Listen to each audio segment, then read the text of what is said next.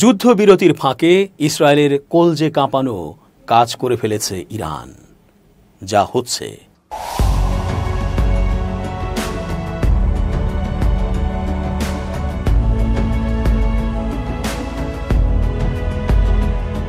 আসসালামু আলাইকুম প্রিয় দর্শক, আমন্ত্রণ আজকের আলোচনায়। চেঞ্জ টিভির আন্তর্জাতিক চোখ অনুষ্ঠানে এস জে রতন স্বাগত জানাচ্ছি। ইরান জানে ইসরায়েল ও আমেরিকার মতো বেইমান ও মানবিক গুণহীন দেশগুলো তাদের দূরভিসন্ধিমূলক কাজকর্ম থেকে কখনোই বেরিয়ে আসবে না। বর্বরতা করা তাদের রক্তের দোষ। তাই ইরান এই যুদ্ধবিরতির চুক্তির সময়টুকুতে নিজেদেরকে সামরিকভাবে আরও শক্ত সামর্থ্যবান করে প্রস্তুত করছে। ইরান জানে হয়তো সামনে আরও কঠিন সময় আসছে, কারণ এত সহজেই ওই দখলদাররা থেমে যাবে না। তাদেরকে একেবারে নির্মূল করা ছাড়া আপাতত কোনো নিস্তার নেই ইরানের। ইসরায়েলের সঙ্গে যুদ্ধবিরতির ফাঁকে চীনের আকাশ প্রতিরক্ষা ব্যবস্থা পেয়েছে ইরান।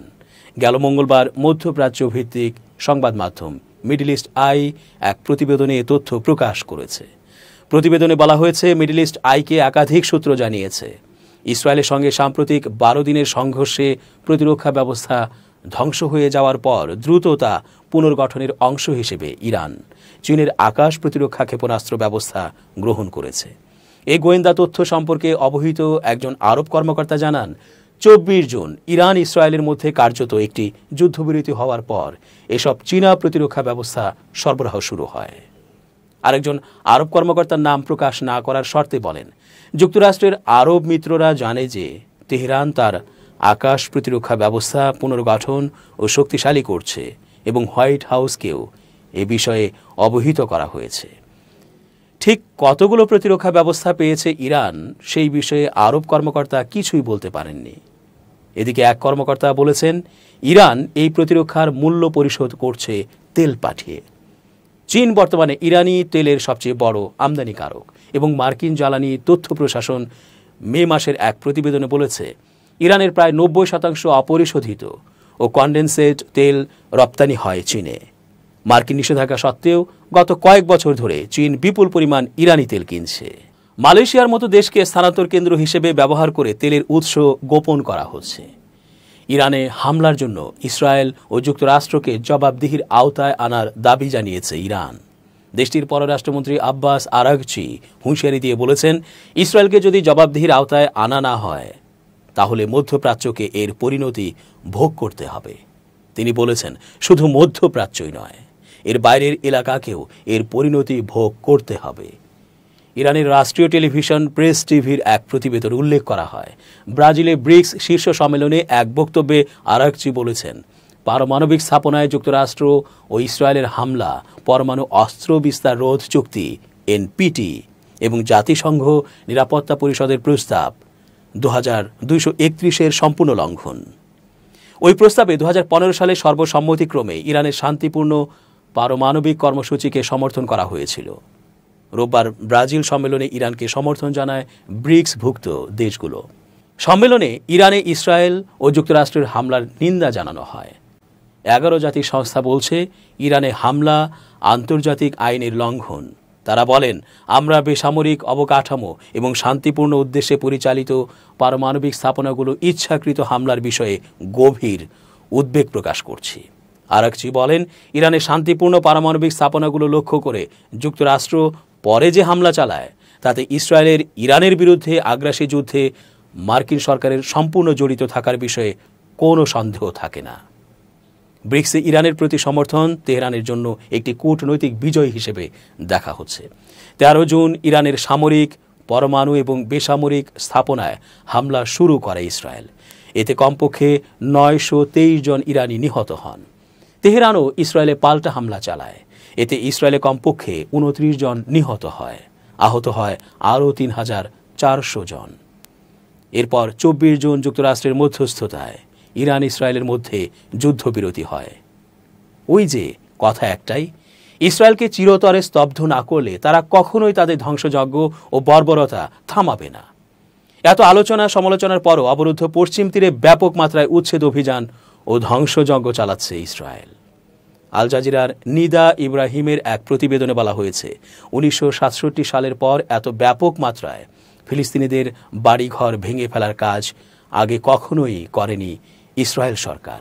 তিনি তার প্রতিবেদনে বলেছেন, একটা দৃশ্য কল্পনা করা যাক, যতবার আপনি নিজের বাড়ির কাছাকাছি যাচ্ছেন ততবার একজন সেনা আপনার দিকে বন্দুক তাক করছে।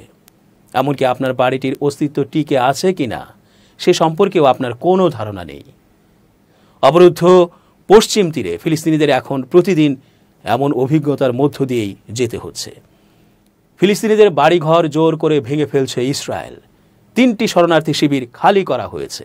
নিদা ইব্রাহিম জানান, ইসরায়েলি সেনারা জেনিন, তুলকারেম এবং নূর শামস শরণার্থী শিবিরের ভেতরে ঢুকে লোকজনকে বের করে দিচ্ছে। জিনিসপত্র সংগ্রহ করতে সময় দেওয়া হচ্ছে মাত্র কয়েক ঘন্টা। কেউ যদি ফিরে আসার চেষ্টা করে তাহলে তাকে সরাসরি গুলি করা হয়। তবে ঠিক কী পরিমাণ বাড়িঘর ধ্বংস করা হয়েছে তার সঠিক হিসাব জানা নেই বলে জানান নিদা ইব্রাহিম। তবে স্থানীয় কর্তৃপক্ষ ও ইসরায়েলি সেনাবাহিনীর বাড়ি ধ্বংসের নোটিশ অনুযায়ী জেনিনে 690টি বাড়ি সম্পূর্ণ গুড়িয়ে দেওয়া হয়েছে। আরও ভাঙার প্রক্রিয়ার মধ্যে রয়েছে 340টি বাড়ি। তুলকারেমে 285টি বাড়ি মাটির সঙ্গে মিশিয়ে দেওয়া হয়েছে। ফিলিস্তিনিদের আরও 400টি বাড়ি গুড়িয়ে দেওয়ার পরিকল্পনা রয়েছে ইসরায়েলের। আর নূর শামসে মাটির সঙ্গে মিশিয়ে দেওয়া হয়েছে 225টি বাড়ি। বাড়িঘর গুড়িয়ে দেওয়ায় হাজার হাজার ফিলিস্তিনি বাস্তুচ্যুত হয়েছে। কখন ফেরার অনুমতি দেওয়া হবে সে বিষয়ে তাদের কোনো ধারণা নেই। এদিকে ফিলিস্তিনিদের অন্য দেশে স্থানান্তরের বিতর্কিত পরিকল্পনা নিয়ে কাজ করছে যুক্তরাষ্ট্র ও ইসরায়েল। স্থানীয় সময় সোমবার হোয়াইট হাউসে মার্কিন প্রেসিডেন্ট ডোনাল্ড ট্রাম্পের সঙ্গে নৈশভোজে অংশ নেন ইসরায়েলের প্রধানমন্ত্রী বেনিয়ামিন নেতানিয়াহু। এ সময় নেতানিয়াহু সাংবাদিকদের এ কথা জানান। নেতানিয়াহু বলেন, গাজা থেকে জোরপূর্বক বাস্তুচ্যুত ফিলিস্তিনিদের গ্রহণ করবে এমন দেশ খুঁজে বের করতে যুক্তরাষ্ট্রের সঙ্গে কাজ করছে ইসরায়েল। গাজা থেকে ফিলিস্তিনিদের স্থানান্তরের বিতর্কিত প্রচেষ্টায় অগ্রগতিরও ইঙ্গিত দিয়েছেন তিনি। সম্প্রতি সংঘটিত 12 দিনের যুদ্ধে ইসরায়েলের অন্তত 5টি সামরিক স্থাপনায় ইরানি ক্ষেপণাস্ত্র সরাসরি আঘাত হানে বলে রাডার তথ্যের ভিত্তিতে জানিয়েছে ব্রিটিশ সংবাদ মাধ্যম দ্য টেলিগ্রাফ। ইসরায়েল কর্তৃপক্ষ এসব স্থাপনায় ক্ষেপণাস্ত্র আঘাত হানার কথা এখন পর্যন্ত প্রকাশ্যে স্বীকার করেনি। দেশটির কঠোর সামরিক সেন্সরশিপ আইনের কারণে এসব তথ্য দেশটির গণমাধ্যমে প্রকাশ করাও নিষিদ্ধ। যুক্তরাষ্ট্রের ওরেগন স্টেট ইউনিভার্সিটির একদল গবেষক এই স্যাটেলাইট রাডার তথ্য বিশ্লেষণ করেছেন। তারাই উদ্ধার করা নতুন এই তথ্যগুলো দ্য টেলিগ্রাফকে জানিয়েছেন।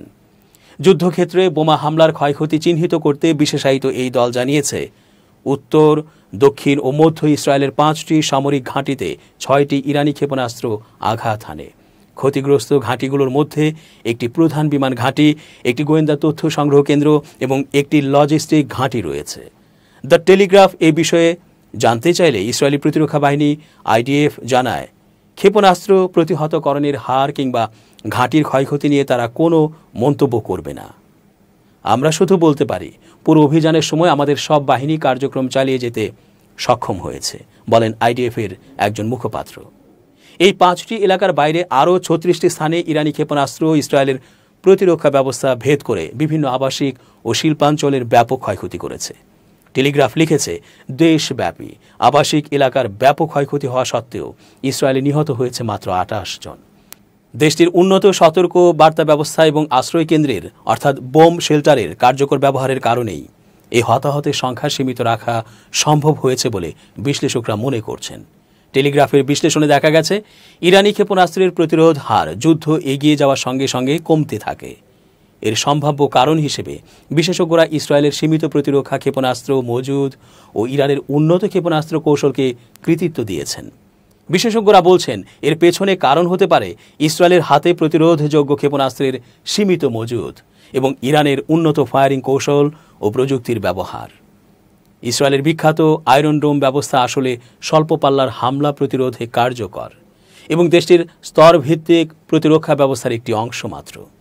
এই স্তরভিত্তিক প্রতিরক্ষা ব্যবস্থার মধ্যবর্তী স্তরে রয়েছে ডেভিডস স্লিং, যা 300 কিলোমিটার পর্যন্ত পাল্লার ড্রোন ও ক্ষেপণাস্ত্র ঠেকাতে সক্ষম। সবচেয়ে উঁচু স্তরে রয়েছে অ্যারো সিস্টেম, যা ব্যালিস্টিক ক্ষেপণাস্ত্রকে বায়ুমণ্ডলে ঢোকার আগেই ধ্বংস করে। 12 দিনের এই যুদ্ধে ইসরায়েলকে সহায়তা করেছে যুক্তরাষ্ট্র।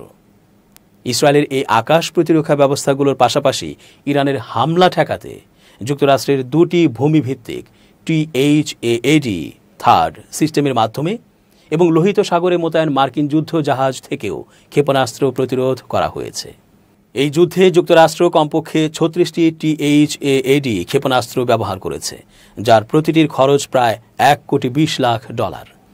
মাত্র 97 লাখ জনসংখ্যার ঘনবসতিপূর্ণ দেশ ইসরায়েলে এসব প্রতিরক্ষা ব্যবস্থা ভেদ করে ক্ষেপণাস্ত্র আঘাত হানায় দেশটির জনগণ হতবাক। সরকারও জনগণকে সতর্ক করে জানিয়েছে এই ব্যবস্থা সম্পূর্ণ নিরাপদ নয়। দর্শক, আজ এ পর্যন্তই। শুভ কামনা। changeTV.press, এক ফোঁটা হলুদ নেই।